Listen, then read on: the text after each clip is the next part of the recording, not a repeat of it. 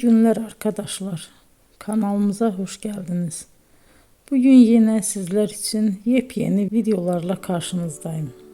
İki başarılı oyuncularımız Elçin Sangu ve Barış Ardus'tan güzel paylaşımlarını sizler için hazırladık.